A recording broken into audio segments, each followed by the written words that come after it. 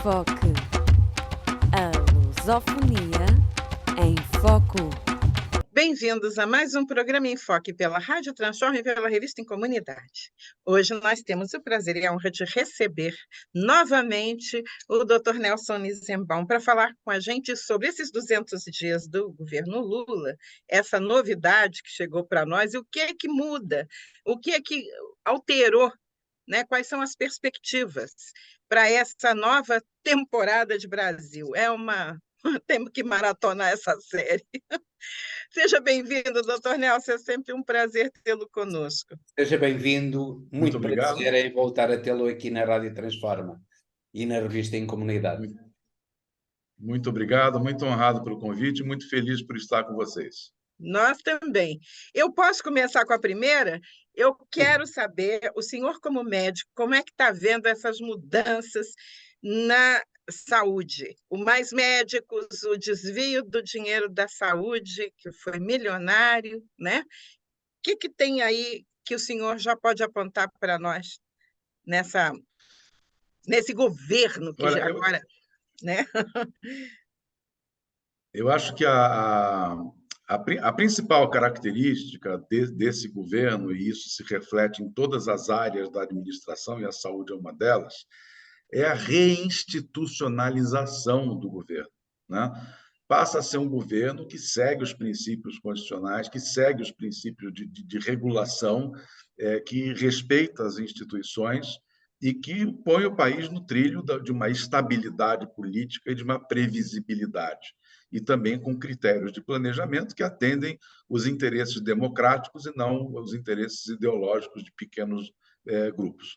Então, na saúde, o que está acontecendo é exatamente isso, ou seja, nós estamos retomando o que o SUS vinha fazendo nos primeiros governos Lula, depois dos primeiro e segundo governo Dilma, que foi um processo de expansão do sistema como nunca se viu.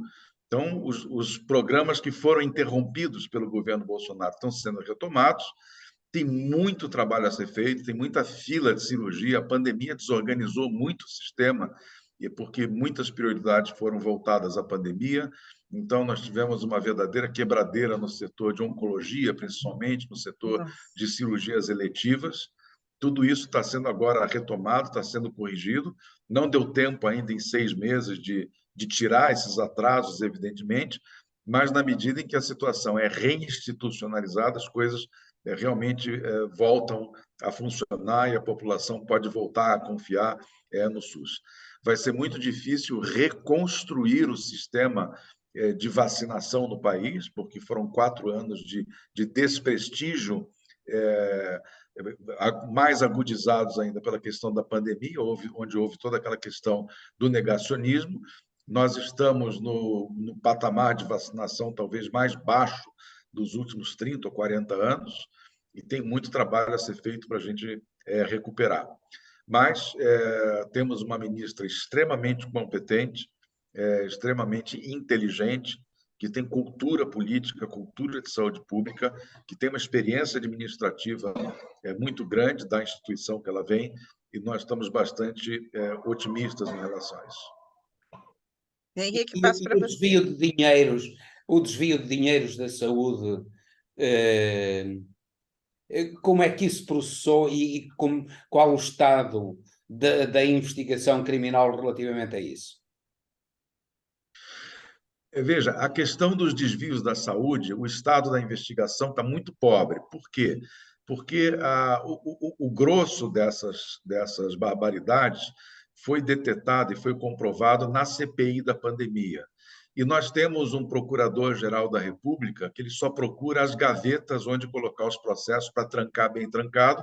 Então, esses processos estão todos atrasados, alguns deles nem se iniciaram.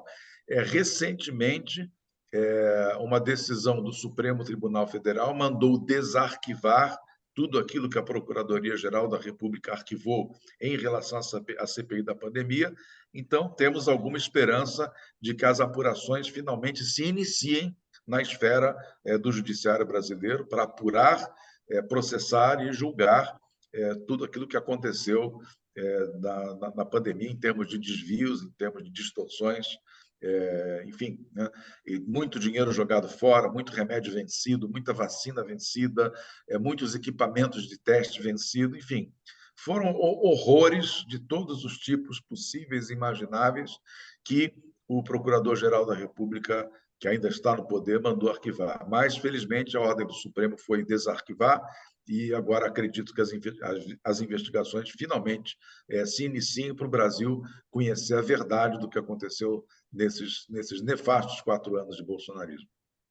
E o negacionismo ainda continua com relação à vacina? Porque o Brasil, eu ouvi o Jamil Chad falando que quando ele foi chamado à OMS, ele falou: o que aconteceu com vocês? A gente contava com vocês para dar uma alavancada nessa vacinação e vocês deram isso, né? Deram para trás nessa coisa. E agora, como é que é? Será que a gente vai ter que começar do zero outra vez? Olha, do zero ou do abaixo de zero, né? Porque, por Ui. exemplo, a questão do negacionismo pegou muito, tanto é verdade que as vacinas atualizadas para a Covid-19, com a atualização para a última cepa, que é o grupo Ômicron, elas estão mofando lá, porque as pessoas não estão indo procurar tomar a vacina.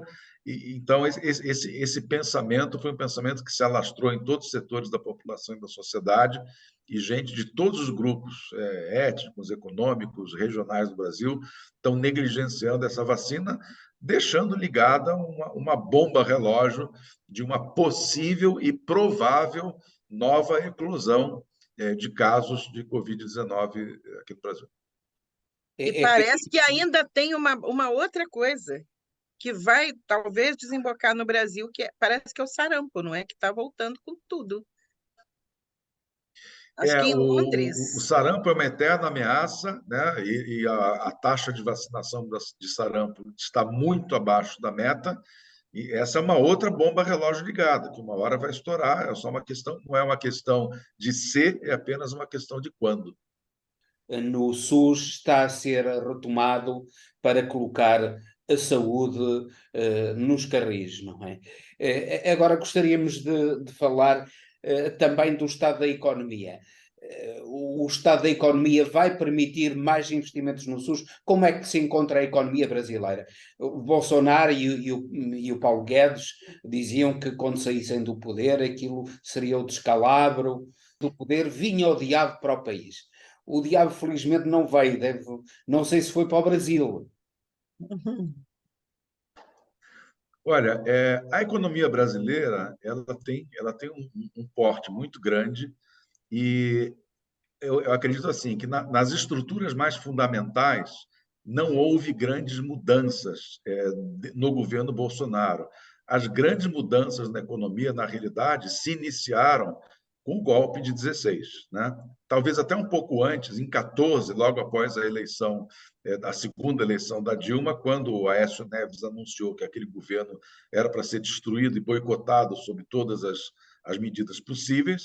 Isso se materializou no golpe 16 e as atitudes econômicas do Michel Temer foram muito mais nocivas à economia do que o próprio governo Bolsonaro inteiro.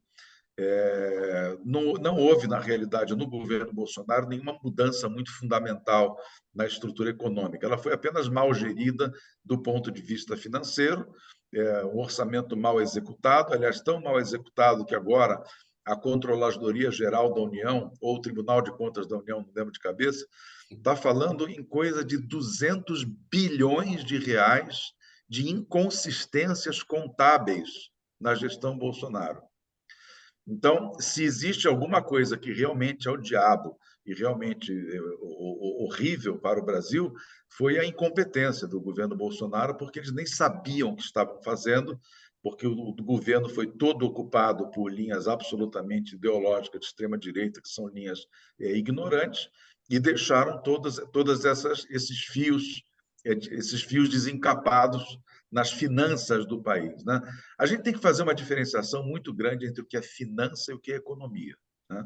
Sim. A economia é aquela coisa que faz a sociedade se manter viva. São os meios de produção, as quantidades de produção, a organização da produção, os grandes fluxos de trabalho, a estrutura do trabalho de um país. Isso aqui é economia. Conta bancária é assunto financeiro. Isso é outro departamento que não tem tanta relação com a economia quanto as pessoas querem dizer. Mas, claro, uma má gestão financeira, que é o que, por exemplo, faz o presidente do Banco Central, Roberto Campos, ao impor uma taxa de juros absolutamente indecente, exorbitante. Olha, só para vocês terem uma ideia, nós no último período, nós tivemos uma deflação de 0,08%. Confrontado com uma taxa de juros de 13,75%, nós temos uma taxa real de juros, se aplicada estritamente nesse período, de 13,75%. Quando até os Essa é manuais a de taxa economia, real. quando até os manuais de economia liberal dizem com uma deflação aquilo que se deve fazer é baixar os juros, ele continua com juros altos. Até os manuais de economia liberal, não é? Exatamente, até porque o diagnóstico dessa inflação que nós vivemos no período da pandemia e depois complicado com a questão da guerra da Ucrânia, é uma inflação que não é de demanda. Em qualquer tratado de finança e economia que existe em qualquer escola econômica do mundo sabe que a taxa de juros, sim, é um remédio para tratar a inflação quando a inflação é de demanda. Nós não estamos vivendo inflação de demanda, nós estamos vivendo uma inflação derivada de várias instabilidades no mercado mundial, causados pela pandemia, causados pela guerra, causados pelas flutuações de câmbio e outras crises políticas aí no campo internacional e nacionais, mas são inflações de outra origem. Então, não se trata esse tipo de inflação com taxa de juros. Pelo contrário, o Estado tem que... A inflação derivada da oferta, da escassez da oferta, pelo contrário, deve ser corrigida com a baixa da taxa de juros, para que haja investimento e haja mais produção. E haja mais oferta, claro. Isso Exatamente. Essa é uma visão um pouco mais esclarecida sobre esse assunto, sem dúvida nenhuma, né? Mas existe uma intencionalidade, ele não foi colocado a tal o Banco Central independente, essa tal independência só não foi esclarecida independente de quem, né? Era independente do governo Lula. Ele já foi Eu vou aqui plantado ali. Eu vou parafrasear o Reinaldo Azevedo. Ele fala Banco Central independente. De onde vêm os dirigentes do Banco Central? Do mercado financeiro. Para onde eles voltam depois do Banco Central? Para o mercado financeiro. Independente de quem? Ou do quê? Não existe isso. Não existe isso. Mas há realmente um sinal de boa saúde económica do Brasil, e esse sinal, em primeiro lugar, é a apreciação do real relativamente a outras moedas, ao dólar e ao euro, não é? Aquilo que se tem vindo a verificar. Sim, a tendência clara dos primeiros 200 dias foi de queda do dólar, uma queda significativa, sei lá, talvez quase 10% aí nos primeiros 7 meses de governo. O Ibovespa está em níveis altos, chegou essa semana a 123 mil pontos, o que mostra uma vitalidade, uma intencionalidade de investimento nas empresas basicamente brasileiras, indica uma confiança no mercado, indica uma previsibilidade, indica uma certa satisfação do mercado com o pouco que se discutiu até agora sobre o arcabouço fiscal, que é uma estrutura, não é o melhor dos mundos, mas é o que foi possível ser feito para transmitir para o mercado justamente uma sensação de segurança e confiança que o governo Temer e o governo Bolsonaro não conseguiram transmitir. Mas há dois pontos importantes que seria interessante nós analisarmos aqui. Um ponto é a proposta do presidente do Banco Central de vender as reservas do Brasil. Olha, como é que essa gente não tem limite. Para BlackRock. Essa gente não tem limite em querer transferir para o setor privado aquilo que é patrimônio público, aquilo que é patrimônio de toda uma sociedade. Eu não tenho a menor dúvida, gente, mas a menor dúvida de que a única intenção deste presidente, deste Banco Central, é sabotar o governo Lula o máximo que puder, porque não existe nenhuma racionalidade nas atitudes e no discurso que ele fala. E, aliás, o discurso dele é um discurso monotônico. A única justificativa que ele dá para as atitudes dele é: estou fazendo uma gestão técnica, mas ele não consegue explicar cientificamente, ele não consegue ancorar as suas atitudes em nenhuma doutrina econômica de mínimo reconhecimento internacional, de mínimo reconhecimento acadêmico, ou que reflita qualquer outra experiência em uma economia semelhante ao Brasil que tenha dado certo nesse sentido, né? Então, o discurso dele é aquele discurso, literalmente, um discurso ignorante, é um discurso vazio, é um discurso que só nos permite realmente perceber que a intenção dele é sabotar a nossa economia através de uma taxa de juros que não E permita será que não investimento haverá na economia. corrupção aí pelo meio? Porque está metido com a BlackRock. A intenção foi a venda da BlackRock. Nós sabemos que a BlackRock é um grupo bancário que é do que há de mais corrupto no mundo. Que a população, doutor Nelson, tem noção, está acordando para o que representa Campos Neto no Banco Central e essa pseudo-independência do Banco Central? Acha que tem alguma... Porque parece que as pessoas ainda não acordaram, não é? Parece que estão numa espécie de letargia, não sei. Porque era para ir para a rua, sei lá, era para parar, para pedir a cabeça desse Campos Neto, não é? Eu acho que diretamente a população não tem essa percepção. Eu acho que a população acaba sentindo isso de forma indireta quando ela pega empréstimo no banco, quando ela está endividada no cartão de crédito, quando ela esqueceu de pagar uma conta, que a outra conta vem com juros e correção monetária. Eu acho que ela sente dessa forma.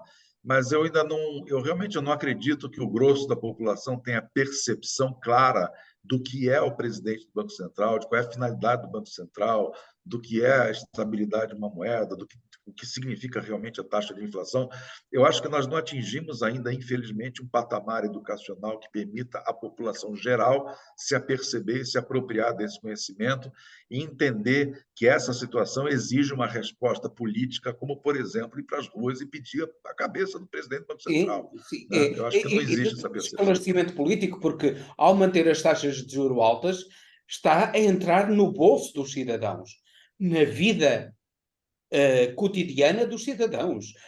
Taxas de juros altas significam mais pagamento de juros de empréstimo, não é? E isso é diminuir... Exatamente. Quando a gente aumenta a taxa de juro e vende título público ancorado na taxa de juros, você tá contratando uma dívida lá na frente. Uma dívida enorme. Você vai ter que pagar. Pois. Há outra questão também muito importante que lhe queria colocar.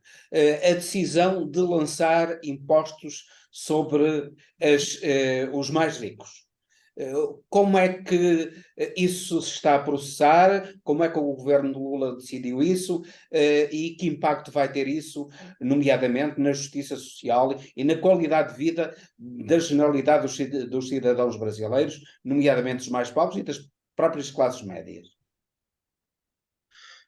Olha, eu realmente não acredito que a taxação dos mais ricos vá resolver algum grande problema da nossa estrutura econômico-financeira. Sem dúvida, vai ajudar, mas acho que não tem o impacto que está no imaginário de algumas pessoas.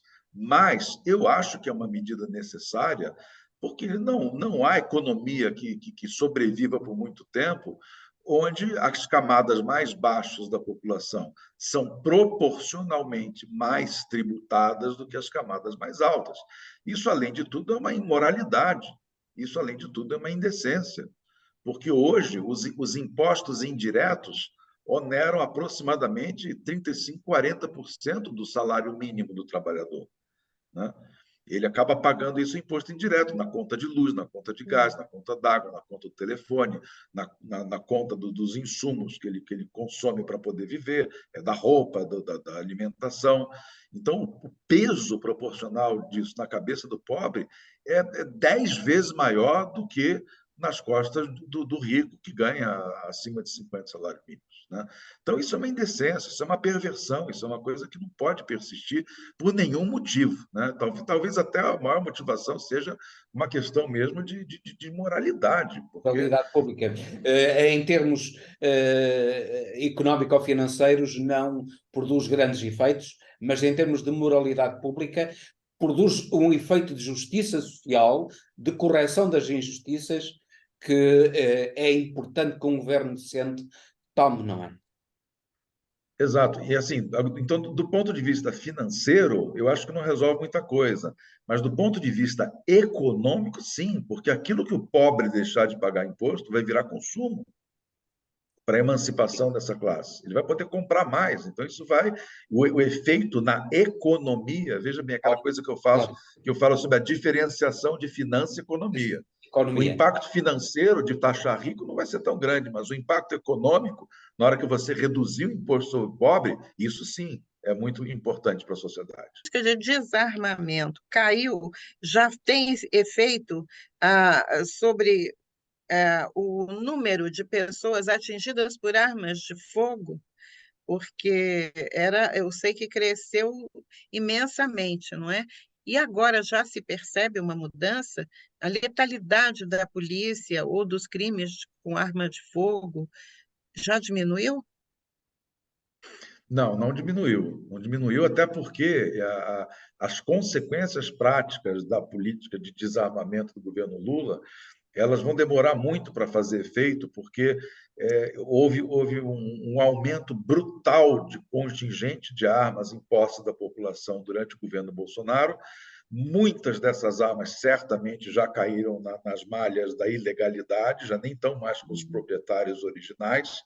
Então, os efeitos inerciais desse armamento todo promovido pelo Bolsonaro vão persistir por muitos anos. A gente pode conseguir, com as novas políticas, felizmente, diminuir o crescimento disso. Mas os efeitos inerciais, eu acho que são imprevisíveis, porque a gente não sabe. Agora que está começando a se fazer um novo recadastramento, uma nova distribuição de atribuições de fiscalização que voltam agora para a Polícia Federal, saem das mãos do Exército, voltam para a Polícia Federal. Então, a gente vai ter agora uma fase muito grande de produção de conhecimento sobre a verdadeira situação desse negócio, mas as armas que foram vendidas e adquiridas pelos CACs e outros compradores, e aquelas que já caíram na ilegalidade, não vão voltar tão cedo, não vão desaparecer tão cedo. Então, esses efeitos nefastos vão persistir por muitos anos. Escolas cívico-militares. O que isso resulta no final das contas, né? E os estados que estão aderindo, que não querem largar mão disso, como é que está sendo percebido pela população no Brasil? Olha, pela população, eu acho que a percepção também é muito incipiente, é muito reduzida, as pessoas não têm muita informação e muita noção do que isso representa e de quais são as verdadeiras motivações que estão por trás disso. De fato, a Eles parcela percebem, da pelo população... menos, a diferença entre cívico-militares e militares mesmo. As escolas militares são uma coisa, as cívico-militares. Eles percebem, pelo menos, isso? Não. A população geral, certamente não. Certamente não. Uma parcela significativa da sociedade, sim, participa desse debate, mas a gente ainda não tem também muita noção do impacto que isso vai causar na educação. Mas, sem dúvida, essa iniciativa é uma herança do entulho autoritário que ainda vem da ditadura militar de 64 e também reflete uma boa parte do bolsonarismo latente que persistiu, persiste e persistirá na sociedade brasileira ainda por um longo tempo. Nós vamos ter muito problema ainda com a extrema-direita no Brasil. Ela não foi vencida, não foi vencida. Nós temos uma situação temporária de um certo alívio, onde o representante máximo da nação não faz parte dessa extrema-direita, pelo contrário, faz parte da democracia, não está na barbárie, né? Mas nós temos muito trabalho pela frente para limpar esse entulho autoritário e para reinstitucionalizar o país e, principalmente, para disseminar a cultura da verdadeira democracia, da verdadeira pluralidade, de um verdadeiro país solidário, de um país onde as pessoas têm liberdade de pensamento, mas não liberdade de destruir, né? Isso que a gente não pode jamais admitir. Competia também ao governo federal, lançar uma campanha de esclarecimento para que houvesse por parte dos cidadãos a percepção de que uma escola militar é baseada essencialmente na obediência e a escola pública, cívica, a escola para os cidadãos, é para formar cidadãos, é aqueles que se interrogam e põem em causa aquilo que pode vir de cima, pode vir de um superior, pode vir de um professor, podem pôr em causa isso, e o perguntar o porquê, e o interrogar-se, isso é a essência da verdadeira educação. E não está a ser explicado. Isso também era um papel importante do governo federal, de explicar isso à população, de mostrar à população que o interrogar-se, o lançar o porquê, é essencial à educação para formar cidadãos, para formar investigadores científicos, por exemplo, não é?